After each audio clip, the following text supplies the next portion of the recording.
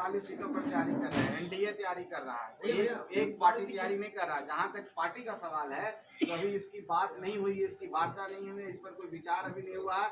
सब पार्टी अपने तरीके से आकलन कर रहे हैं, सब एक साथ बैठ करके सब बातें खत्म हो जाएगी। कहीं पर इसमें कोई परेशानी नहीं है।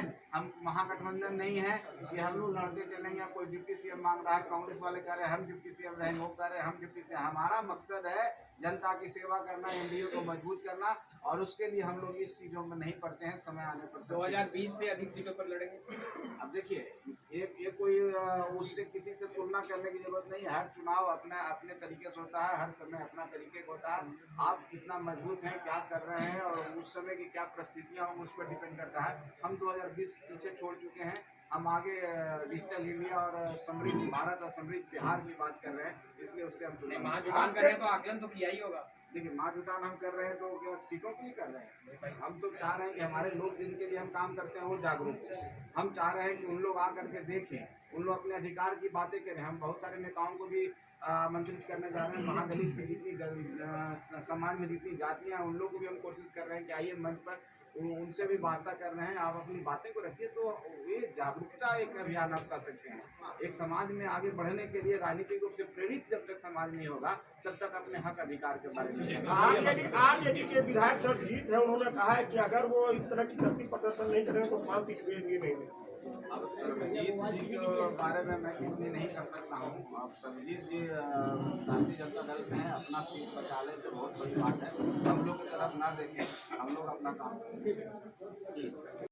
समागम का कार्यक्रम हो रहा है, उसके जरिए क्या संदेश देना चाह रहे हैं? लोगों में एकजुटता बनाए तो एक स्वस्थ मनोदशा के साथ बनाए हैं। एक पॉजिटिव वे में हम सोचते हैं, और पॉजिटिव वे है कि हम अपने लोगों को हक अधिकार दिला दें, उनकी आवाज़ बने। उसके लिए हम सबको हर जगह मेहनत करना होगा, अपने आप को कन्फाइन नहीं करना होगा। पूरे प्रदेश में 243 सीट पर हमारा कार्यक्रम चल रहा है, चाहे वो सदस्यता अभियान हो, चाहे संगठन का विस्तार हो, चाहे सम्मेलन का मामला हो, चाहे और भी जो मॉड्यूल हमारा है, बहुत सारे मॉड्यूल हैं उस पर हम काम कर रहे हैं।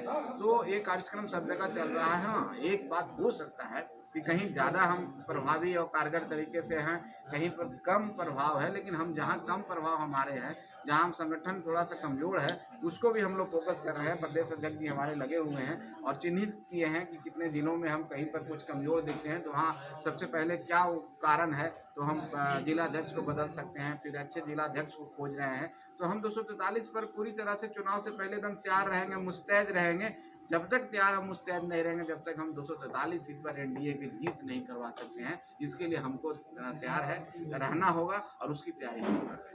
सर, कल प्रधानमंत्री आए थे, मुख्यमंत्री को लाडला मुख्यमंत्री बता रहे हैं। अब देखिए, एक सवाल को कितना जवाब दें, लेकिन बस इतना ही जान लीजिए, जो सबसे प्यारा होता है उसको लाडला कहा जाता है। बिहार उनके दिल में बसता है, बिहार को आगे बढ़ाना चाहते हैं और बिहारियों को सम्मान दिलाना चाहते हैं। इसलिए उन्होंने माननीय मुख्यमंत्री जी को लाडला कहकर पूरे राज्य को लाडला कहा है। समाज के लोग जो गरीब हैं, जिनको हम दलित भी कहते हैं, जिनको SC ST आप कहते हैं, वो समाज अभी राजनीतिक रूप से पिछड़े हैं।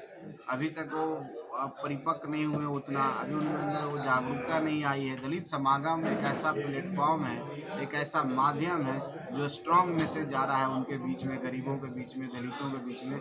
और यहाँ पर आ करके सभी नेताओं की बात को सुनेंगे, एक मार्गदर्शन मिलेगा कि हमको किस तरह से काम करना है। तो आने वाला समय में उनके अंदर जागरूकता होगी, अपने अधिकार की लड़ाई लड़ेंगे तो उनका भला होगा, उनका विकास होगा। जब उनका विकास होगा तो राज्य का भी विकास होगा। तो दलित समागम का मतलब ही यही है कि हम गरीबों को एकजुट करें, जागरूक करें, आगे बढ़ाएं। सर, ये कब और किस जगह पे होगा और कितने लोगों की आने की संभावना है? मैदान में 28 फरवरी को ये कार्यक्रम होने जा रहा है और हम समझते हैं कि लाखों की भीड़ होगी।